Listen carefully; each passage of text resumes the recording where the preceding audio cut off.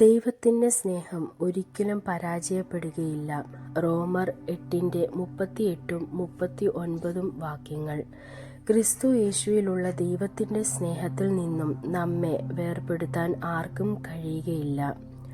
മനുഷ്യരുടെ സ്നേഹം പലപ്പോഴും പരിമിതമാണ്. അവർ നമ്മെ നിരാശപ്പെടുത്താം, വഞ്ചിക്കാം, വിട്ടുമാറാം. എന്നാൽ ദൈവത്തിൻ്റെ സ്നേഹം വ്യത്യസ്തമാണ്.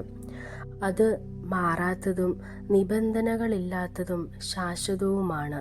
നമ്മൾ എന്ത് ചെയ്താലും അവൻ്റെ കൈകൾ എപ്പോഴും തുറന്നിരിക്കുന്നു.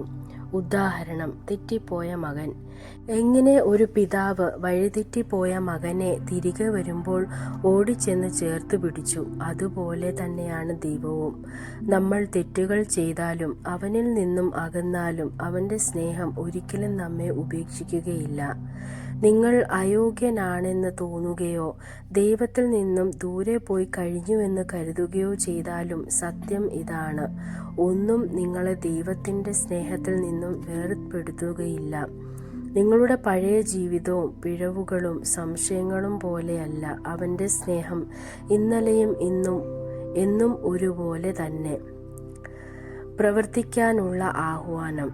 ഇന്ന് തന്നെ ദൈവത്തിലേക്ക് മടങ്ങി വരൂ. നിങ്ങളുടെ ഹൃദയം തുറന്നു അവൻ്റെ സ്നേഹം സ്വീകരിക്കൂ. ഇതുവരെ നിങ്ങളത് ചെയ്തിട്ടില്ലെങ്കിൽ യേശുവിനെ നിങ്ങളുടെ ജീവിതത്തിലേക്ക് ക്ഷണിക്കൂ. ഒരിക്കലും പരാജയപ്പെടാത്ത സ്നേഹം അനുഭവിക്കൂ. ദൈവം നിങ്ങളെ അനുഗ്രഹിക്കട്ടെ.